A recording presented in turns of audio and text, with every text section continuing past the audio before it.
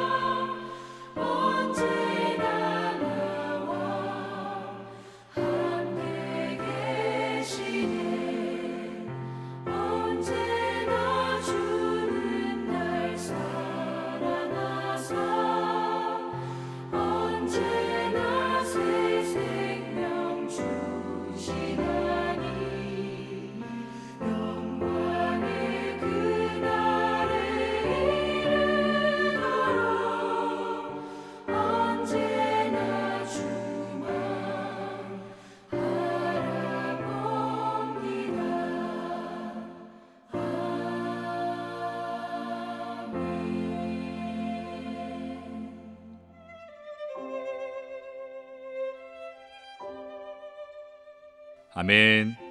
이 아침에 함께 나눌 말씀은 예레미야 40장 13절에서 16절입니다. 제가 읽겠습니다. 가레아의 아들 요하난과 들에 있던 모든 군 지휘관들이 미스바에 사는 그데랴에게 이르러 그에게 이르되 암몬 자손의 왕 바알리스가 내 생명을 빼앗으려 하여 느다냐의 아들 이스마엘을 보낸 줄 내가 아느냐 하되 아히감의 아들 그다랴가 믿지 아니한지라. 가레의 아들 요하난이 미스바에서 그데랴에게 비밀이 말하여 이르되 청하노니 내가 가서 사람이 모르게 느다냐의 아들 이스마엘을 죽이게 하라. 어찌하여 그가 내 생명을 빼앗게 하여 내게 모인 모든 유다 사람을 흩어지게 하며 유다의 남은 자로 멸망을 당하게 하랴 하니라. 그러나 아히감의 아들 그다랴가 가레아의 아들 요하난에게 이르되 내가 이 일을 행하지 말 것이니라. 내가 이스마엘에 대하여 한 말은 진정이 아니니라 하니라. 아멘. 하나님의 말씀대로 남유다는 바벨론에 패망합니다. 시드기야 왕과 남유다의 고관들은 바벨론의 포로로 끌려갔습니다. 그런데 바벨론 군대는 이스라엘 모든 사람을 포로로 끌고 가지 않았습니다. 예레미야 39장 10절을 읽어보시면 아무 소유가 없는 빈민들은 유다 땅에 남겨두었습니다. 그리고 그 사람들을 통치하기 위해 바벨론의 왕 느부갓네살은 그다랴를 유다 땅의 총독으로 임명합니다. 그다랴, 열왕기서에서는 그달리아라고 기록되어 있습니다. 성경에서는 그다랴를 사반의 손자이고 아히감의 아들이라고 소개하고 있습니다. 성도 여러분, 여러분께서 아시는 바와 같이 서기관 사반은 요시야 왕에게 율법책을 읽어준 사람이었습니다. 그데랴가 바로 그 서기관 사반의 손자입니다. 더욱이 그데랴의 아버지 아히감은 예레미야 26장 24절을 읽어보시면 하나님의 종 예레미야를 보호하고 지켰던 믿음의 사람이었습니다. 할아버지 그리고 아버지와 같이 그데랴도 신실한 하나님의 사람이었습니다. 무엇보다 그데랴는 예레미야를 통해 주시는 하나님의 말씀을 믿었습니다. 바벨론의 남유다가 무너지는 모습을 지켜봐야 했지만 하나님의 긍휼과 은혜를 바라며 기다리는 사람이었습니다. 그 결과 하나님께서는 그다랴를 남유다의 총독으로 세우셨습니다. 그리고 비록 남유다는 무너졌지만 그다랴의 통치 아래 이스라엘의 남은 자들은 점점 안정을 찾아갔습니다. 예레미야 40장 8절을 읽어보시면 총독 그다랴가 유대 땅을 다스린다는 소식을 듣고 모압, 암몬, 에돔에 흩어졌던 유다 사람들이 모여들기 시작했습니다. 그리고 12절을 보시면 유다 사람들이 각처에서 돌아왔고 포도주와 여름 과일을 심히 많이 모았다고 합니다. 정치적으로, 경제적으로 사회가 점점 안정을 찾아가고 있었습니다. 그런데 그데랴에게 위기가 찾아옵니다. 13절 이하의 말씀을 보면 요하난이라는 사람이 그데랴를 찾아와서 한 가지 위험을 경고합니다. 다름이 아니라 암몬의 왕 바알리스가 이스마엘을 조종하여 그데랴의 목숨을 노리고 있다는 사실을 알려줍니다. 하지만 그데랴는 믿지 않습니다. 15절에서 요하난은 다시 한번 경고합니다. 유다의 지도자들을 더 이상 이룰 수 없기에 자신이 비밀리에 이스마엘을 죽이겠다고 말합니다. 하지만 16절을 보시면 그러나 아히감의 아들 그데랴가 가레아의 아들 요하난에게 이르되 내가 이 일을 행하지 말 것이니라. 내가 이스마엘에 대하여 한 말은 진정이 아니니라 하니라. 아멘. 이처럼 그데랴는 요하난의 말을 믿지 않았습니다. 사랑하는 성도 여러분, 그데랴는 왜 요하난의 말을 신뢰하지 못했을까요? 오늘 본문을 통해서는 그 이유를 구체적으로 알 수 없습니다. 하지만 안타깝게도 요하난의 말은 사실이었습니다. 내일 우리가 함께 나누게 될 예레미야 41장을 보시면 실제로 이스마엘이 10사람을 데리고 와 그데랴를 칼로 쳐 죽입니다. 그데랴의 삶은 이렇게 허무하게 끝났습니다. 너무나 안타까운 일입니다. 사랑하는 성도 여러분, 오늘 그데랴의 모습을 바라보며 먼저 우리는 우리 안에 있는 안일함을 경계해야 합니다. 서두에 말씀드린 바와 같이 그데랴의 통치 이후 남유다 사회는 조금씩 안정을 취해갔습니다. 여기저기 흩어졌던 유다 사람들이 모여들기 시작했습니다. 그리고 무엇보다 밭의 소출이 풍성해졌습니다. 포도주와 여름 과일이 심히 많았습니다. 그데랴의 통치 아래 이처럼 유다 사회는 안정을 찾아가는 듯 보였습니다. 그 결과 그데랴도 안일해졌습니다. 자신에게 다가오는 위협을 전혀 감지하지 못했습니다. 성도 여러분, 우리도 그대라와 같이 안일함에 빠질 수 있습니다. 여러 가지 삶의 걱정과 근심이 사라지고 특별한 문제가 없다고 느껴질 때 누구라도 안일해질 수 있습니다. 하지만 그때가 정말 위험할 수 있습니다. 사무엘하 11장을 보시면 다윗의 부하들은 전쟁을 하기 위해 출전했을 때 다윗은 저녁 때 침상에서 일어나 옥상을 거닐었습니다. 그때 목욕을 하는 한 여인의 모습을 봅니다. 그리고 그 여인 우리아의 아내 밧세바를 범합니다. 평안하다고 느낄 때 그는 넘어졌습니다. 성도 여러분, 우리도 그럴 수 있습니다.